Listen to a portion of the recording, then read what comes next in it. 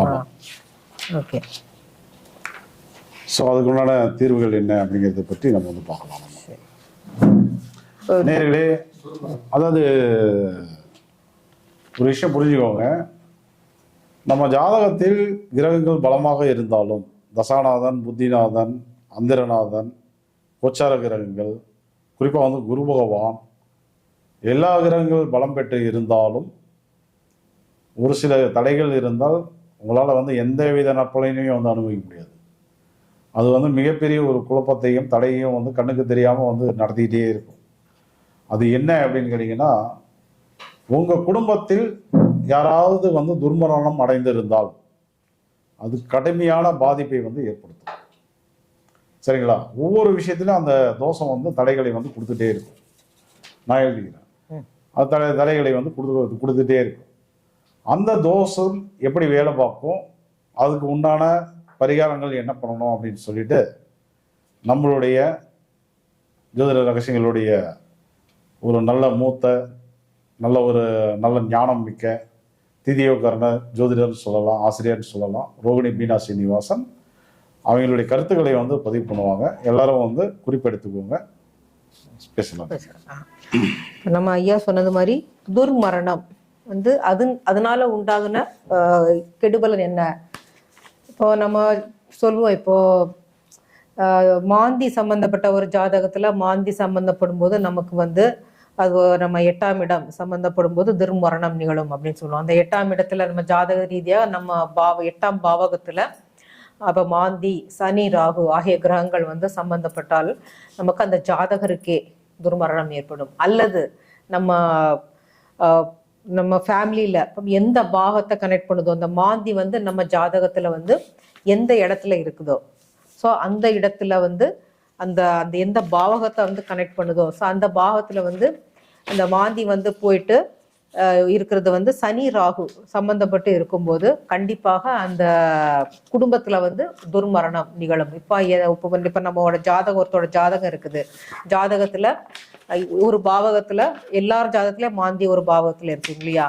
So அதுல வந்து நம்ம அவங்க தசாபுக்தி கோச்சார முறைப்படி அந்த டைம்ல வந்து பாத்தீங்கன்னா அங்க வந்து சனி ராகு மாந்தி தொடர்பு ஏற்படும் போது அந்த குடும்பத்தாருக்கு, அந்த ஜாதகருடைய குடும்பத்தாருக்கு வந்து துர்மரணம் ஏற்படும். இப்போ வந்து துர்மரணம் நம்ம என்ன சொல்லுவோம், திடீர்னு ஒரு ஆக்சிடென்ட் ஆறுது, திடீர்னு ஒரு இப்போ வந்து உடம்பு இப்போ படுத்த படுக்கையாக நோய்வாய்ப்படுறது, ரொம்ப நாள் அப்படி சொல்லுவாங்களே இழுத்தடிச்சுட்டே இருக்காங்க, ரொம்ப ஒரு பெரும் நோயால கஷ்டப்படுறாங்க. இப்போ வந்து கடுமையான வியாதிகள் அப்படின்னு நம்ம சொல்லுவோம்னு என்ன சொல்லுவோம், இந்த கேன்சர், இதெல்லாம் வந்து மிக கடுமையான வியாதிகள். அதுக்கு வந்து தீர்வுகள் வந்து கிடையாது. கேன்சர் இப்போ வந்து மருத்துவம் இருக்கு, ஆனாலும் அது ஒரு குரானிக் ஸ்டேஜ்ல நீங்க போனீங்கன்னா உங்களுக்கு வந்து அதோட மருத்துவம் வந்து கிடைக்காது. மிக கொடூரமான நோய்கள் எல்லாம் இருக்கு, கொடூரமான வைரஸ். இப்போ வந்து சமீபமாக கூட நமக்கு வந்து கோவிட்ல வந்து எத்தனையோ பேர் வந்து காலமானாங்க இல்லைங்களா? அது வந்து உங்க எல்லாருக்குமே தெரியும். அது எதனால ஆனது? ராகுங்கிற வைரஸ். ராகு அப்போது திருவாதிரை நட்சத்திரத்துல இருக்கும்போது தான் இந்த கோவிடே வந்து உருவானது. ஸோ கண்டிப்பாக அங்கு வந்து அந்த மாந்தி சம்பந்தம் போடும்போது தான் அதோட தீவிரம் வந்து மிக மிக அதிகமாகும். சரிங்களா? இப்போ வந்து ஒருத்தரோட குடும்பத்துல வந்து துர்மரணம் நிகழுது. இப்போ வந்து ஒண்ணு அவங்க சூசைட் பண்ணிக்கலாம், இல்ல தூக்கு போட்டு இது பண்ணிக்கலாம், இல்ல படுத்த படுக்கையாக இருந்து மரணிக்கலாம், அல்லது ஏதாவது ஒரு என்ன சொன்னீங்கன்னா ஆக்சிடென்ட், இப்போ சடன் டெத்துன்னு சொல்லுவாங்களே, ஆக்சிடென்ட் ஆறது, இப்படி பல வகையான துர்மரணங்கள் இருக்குங்க இல்லையா? ஸோ அந்த மாதிரி நிகழும் போது அந்த துர்மரணம் வந்து அந்த ஜாதகருக்கு, அந்த குடும்பத்தாருக்கு வந்து ஒரு தோஷத்தை உண்டு பண்ணுகிறது.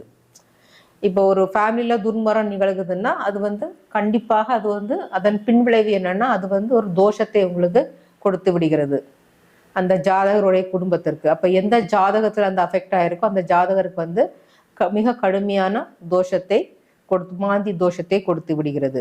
ஸோ இதை நம்ம எவ்வாறு சரி பண்ணலாம் அப்படின்னு பார்த்தீங்கன்னா, இப்போ நம்ம பொதுவாகவே வந்து என்ன சொல்லுவோம், ஒரு மரணம் நிகழுது அப்படின்னு சொன்னீங்கன்னா மரணத்துக்கு உண்டான சனி பகவானை நம்ம வந்து ஆயுள்காரகன் அப்படின்னு சொல்லுவோம் இல்லைங்களா?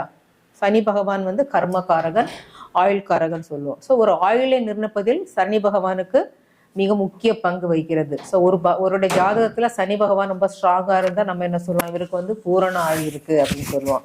அது சனி பகவான் பலம் இழக்கும் போது தான் ஒருவருக்கு ஆயுள் பாதிப்பு வருது அவருடைய ஜாதகத்துல. அது மாதிரி ராகு பகவான் எடுத்துக்கிட்டோம்னா ஆயுளை முடிப்பவன் ராகு பகவான் நம்ம சொல்றோம்.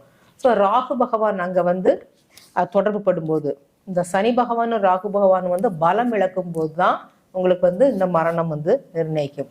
ஸோ இதுக்குண்டான வழிபாடு முறைகள் என்ன அப்படின்னு நம்ம பார்த்தீங்கன்னா வந்து இதற்கு வந்து நம்ம ஒரு சூப்பரான ஒரு வழிபாட்டு ஸ்தலம் வந்து சொல்லுவோம் அப்படின்னா தூமகேது வழிபாடு. இது வந்து மிக மிக அற்புதமான ஒரு வழிபாடு. இது உங்கள் தலைவிதியே மாற்றக்கூடிய ஒரு பரிகாரமாகும்.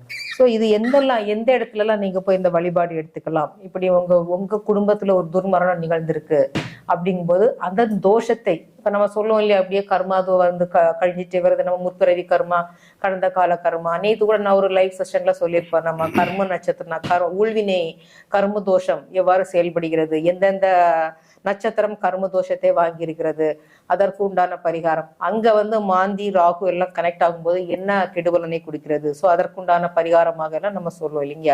ஸோ இப்போ நம்ம வந்து இந்த இதுல இப்போ அட் ப்ரெசன்ட் இந்த ஜென்மத்திலே வந்து நீங்க உங்களுக்கு ஒரு மரணம் நிகழுது, இப்பவே நீங்க வந்து இந்த பரிகாரத்தை பண்ணிட்டீங்கன்னா இதோட தாக்கம் வந்து அடுத்த உங்களோட கர்மா, ஊழ்வினை கர்மா வந்து அதில் உங்களுக்கு கம்பல்சரியாக ரெடியூஸ் ஆகும். இப்போ நீங்கள் என்ன இது பார்க்கலான்னா, இப்போ இதுக்குண்டான பரிகார கோவில் பார்த்தீங்கன்னா தூமகேது கோவில்கள். ஸோ தூமகேது கோவில்கள் பார்த்தீங்கன்னா நம்ம தமிழ்நாட்டில் 4-5 இடத்துல இந்த கோயில்கள் இருக்குது. உங்களுக்கு எந்த இடத்துல சௌகரியமாக இருக்குதோ அந்த இடத்துல நீங்கள் போயிட்டு வழிபாடு பண்ணிக்கலாம். இப்படி பார்த்தீங்கன்னா மதுரை மீனாட்சி அம்மன், மதுரை இருக்கீங்களா, மதுரை மீனாட்சி அம்மன் கோவிலில் உள்ள விநாயகர் தூமகேது விநாயகர் செயல்படுவார்.